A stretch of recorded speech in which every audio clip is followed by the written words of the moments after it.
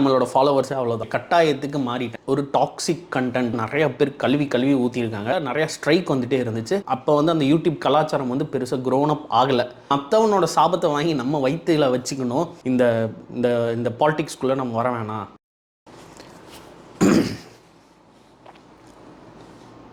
Okay,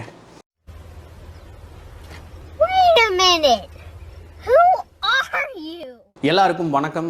packet camera vlog உங்களை அன்புடன் வரவேற்கிறது. டெஃபினட்டாக என்னால் ஒரு விஷயம் சொல்ல முடியும். இந்த வீடியோ வந்து ரொம்ப இன்ஃபர்மேட்டிவான ஒரு வீடியோவாக இது இருக்கும். பயங்கரமான எடிட்டிங், பயங்கரமான சவுண்ட் எஃபெக்ட்ஸோடு இந்த வீடியோ இருக்காது. ஏன்னா எனக்கு பெருசாக எடிட்டிங் தெரியாது. இந்த விளையாட்டெல்லாம் என்னிட்ட வச்சுக்காத. தெரியாது தெரியாது தெரியாது என்னன்னு தெரியாது. அப்படியே பேசி அப்படியே அப்லோட் பண்ணுறேன். பாருங்கள், சப்போர்ட் பண்ணுங்கள். ரொம்ப நாளாக வந்து ஃபுட் ரிவ்யூஸ் வந்து நம்ம போடல, நிறைய பேர் கேட்டிருந்தாங்க. அதே மாதிரி மூவி ரிவ்யூஸும் நம்ம போடல. அதையும் ரொம்ப பேர் இல்லை, ஒரு 4-5 பேர் கேட்டிருந்தாங்க. ஏன்னா நம்மளோட ஃபாலோவர்ஸே அவ்வளோதான். இன்ஸ்டாகிராமில் ரெகுலராக ரிவ்யூஸ் போட்டுட்டு இருந்தேன். அதுவுமே என்னால் ஒரு பாயிண்ட்டுக்கு மேலே கண்டினியூ பண்ண முடியல. ரீசன் என்னென்னா, பாக்கெட் கேமரா vlog வந்து ஒரு ப்ரொடக்ஷன் ஹவுஸாக கன்வெர்ட் ஆகிடுச்சு. Because of my dream. எனக்கு வந்து டைரக்ஷன் பண்ணணும்னு ரொம்ப ஆசை. அந்த ஆசையை நிறைவேற்றுறதுக்கு நானே ஒரு ப்ரொடக்ஷனாக மாறி, நானே ஃபண்டிங் பண்ணி, நானே படம் எடுத்து அது நானே ரிலீஸ் பண்ண வேண்டிய கட்டாயத்துக்கு மாறிட்டேன். அப்படி என்னடா படம் எடுத்த, பெரிய ஆஸ்கார் லெவல் படம் எடுத்த மாதிரி பேசிகிட்டு இருக்கே அப்படின்னு நீங்கள் நினைக்கலாம். அது வந்து ஒரு ஆல்ரெடி தெரியும், பிளாஸ்ட் த பாஸ்ட்னு சொல்லி ஒரு அடல்ட், ஒரு டாக்ஸிக் கண்டென்ட்டை நான் எடுத்தேன். அது வந்து சினிமா கேலண்டர் அப்படிங்கிற யூடியூப் சேனலில் இங்கே எங்கேயாவது லிங்க் இருக்கும், செக் பண்ணி பாருங்கள். இல்லை கீழே டிஸ்கிரிப்ஷனில் கொடுத்துருப்பேன். நியர்பை ஒரு 40,000 வியூஸ் வந்து இப்போ வரைக்கும் அந்த படத்துக்கு போயிருக்கு. அண்ட் டெஃபினட்டாக கமெண்ட் செக்ஷனில் நிறைய பேர் கழுவி ஊற்றிருக்காங்க.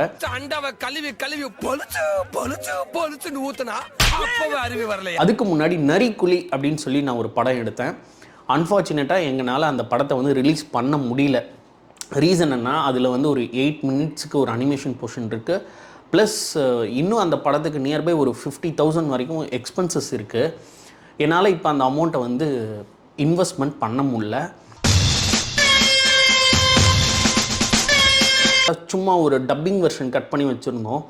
அதை நான் யூடியூப்பில் என்னோடய சேனலில் ப்ரைவேட் லிங்க்கில் போட்டு நான் செக் பண்ணும்போது எனக்கு நிறையா ஸ்ட்ரைக்கு வருது. என்னென்னா, அது வந்து ஓவர் வைலன்ஸ்டாக இருக்குது, ரொம்ப ஒரு மாதிரி கோராக இருக்குது அப்படிங்கிறதுனால நிறையா ஸ்ட்ரைக் வந்துகிட்டே இருந்துச்சு. அப்போ தான் எனக்கு தெரிஞ்ச ஒரு பர்சன்ட்டை நான் கேட்கும்போது, கேமிங்ஸில் வைலன்ஸ் இருந்தாலே கட் பண்ணிடுறாங்க. ஸோ 8 to 9 செகண்ட்ஸ் வரைக்கும் தான் நீ அந்த வைலன்ஸை காட்டணும். அதுக்கடுத்து நீ வேறு ஃப்ரேம் போயிட்டு தான் திரும்ப அந்த வைலன்ஸை காட்டணும். நாங்கள் அப்படி என்னால் அந்த படத்தில் வைக்கவே முடியாது. என்ன ரீசன்னா, அந்த படம் ஃபுல்லாக நிறைய சிங்கிள் ஷாட்லேயே நிறைய வைலன்ஸ் வந்து நாங்கள் வச்சுருக்கோம். அதில் நடித்த ஆர்டிஸ்ட் டீட்டெயில்ஸ் எல்லாத்தையும் ஃபர்தராக பேச. சரி, ஓகே, படம் எடுத்துட்டேன், அது ஒன்று நான் ரிலீஸ் பண்ணிட்டேன். அதில் நான் கற்றுக்கிட்ட மிஸ்டேக்ஸ் அண்ட் அதில் நான் தெரிஞ்சுக்கிட்ட சில புது விஷயங்களையும் நான் ஷேர் பண்ணுறேன். எதனால ஃபுட் ரிவ்யூஸ் வந்து நான் பண்ணுறதில்ல. ஃபுட் ரிவ்யூஸ் வந்து ஈரோட்டில் வந்து நான் ஃபஸ்ட்டு நான் வந்து யூடியூப் சேனல் நான் ஆரம்பிக்கும் போது அப்போ வந்து அந்த யூடியூப் கலாச்சாரம் வந்து பெருசாக க்ரோன் அப் ஆகலை.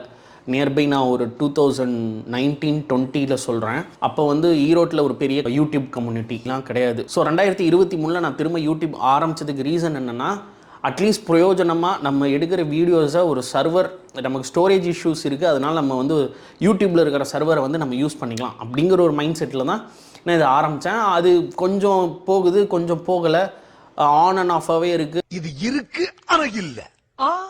ஃபுட் ரிவ்யூஸ் வந்து அதிகமாக போகுது.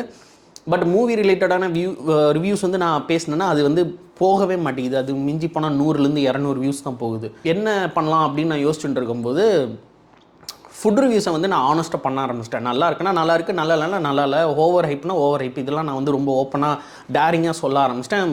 ஹோட்டலை டேக் பண்ணியே பண்ணுற அளவுக்குலாம் நமக்கு கொஞ்சம் கொழுப்பாயிடுச்சு.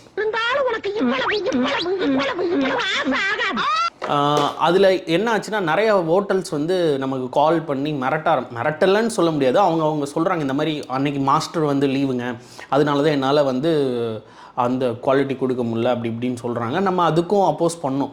மாஸ்டர் லீவ்லாம் நீங்கள் வந்து லீவ் விட்டு போங்க ஹோட்டலுக்கு. அப்போ நான் டெய்லி நீங்கள் அதே டேஸ்ட்டு தருவீங்கன்றது தான் நாங்கள் ஹோட்டல் வரோம். அங்கேயும் வந்து இவ்வளோ ப்ராப்ளம் இருந்துச்சுன்னா அது கரெக்டாக வராது அப்படிங்கிற மாதிரி அவங்கக்கிட்ட பேசியாச்சு.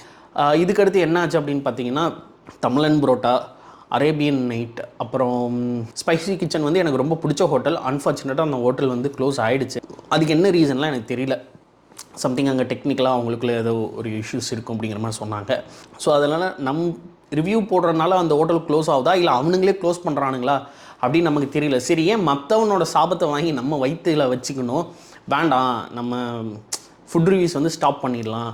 இந்த இந்த இந்த பாலிடிக்ஸ்குள்ளே நம்ம வர வேணாம். நம்ம யார் வம்புக்கும் போகிறதில்ல, யார் தும்புக்கும் போகிறதில்ல. நம்ம உண்டு நம்ம சோழி உண்டுன்னு போயிடுறது. ஏன்னா எல்லாருமே ஃபுட்டு நல்லா இருக்குன்னு சொல்கிறாங்க. அப்போ வந்து நான் ஒரு ஃபேமிலி கூட்டின்னு போகிறேன், அந்த இடத்துல வந்து ஃபுட்டு நல்லா இல்லை அப்படின்னா அதை நான் யார்கிட்ட போய் சொல்கிறது? ஸோ இந்த மாதிரியான ரொம்ப காம்ப்ளெக்ஸான ஒரு விஷயமா இருக்குது. அது ரெண்டாவது ஃபுட் ரிலேட்டடாக விஷயமா இருக்கிறனால நான் இதை கம்ப்ளீட்டாக அவாய்ட் பண்ணிட்டேன். ஸோ இதுதான் ஃபுட் ரிவ்யூ ஸ்டாப் பண்ணதுக்கும் படத்தில் கொஞ்சம் பிஸியானனால, ப்ரொடக்ஷனில் பிஸியானனால ரிவ்யூஸ் போடுறதுக்கும் ரீசன் அதான். வியூஸும் பெருசாக போகல, அதனால் நானும் ரிவ்யூஸ் பண்ணல. ஸோ இப்போ தான் எல்லாத்தையுமே அரேஞ்ச்மெண்ட்ஸ் பண்ணி ரெடி பண்ணிக்கிட்டு இருக்கோம். ஸோ கூடிய விரைவில் இது எல்லாத்தையுமே சரி பண்ணி ஒரு ப்ராப்பர் ஈரோட்டில் ஒரு நல்ல இன்ஃபர்மேட்டிவான யூடியூப் சேனலாக பாக்கெட் கேமரா விலாக் இருக்குன்னு நான் நம்புகிறேன். ஷார்ட் ஃபிலிமில் நான் பண்ண மிஸ்டேக்ஸ் அண்ட் அதுக்கு எனக்கு கிடைச்ச அவார்ட்ஸ், அதுக்கு நான் வாங்கின கிரிட்டிசிசம், அது எல்லாத்தையுமே அடுத்த வீடியோவில் பார்க்கலாம். ஸ்டே டியூன் அண்ட் மறக்காமல் சப்ஸ்கிரைப் பட்டனை கிளிக் பண்ணுங்கள். நன்றி, வணக்கம்.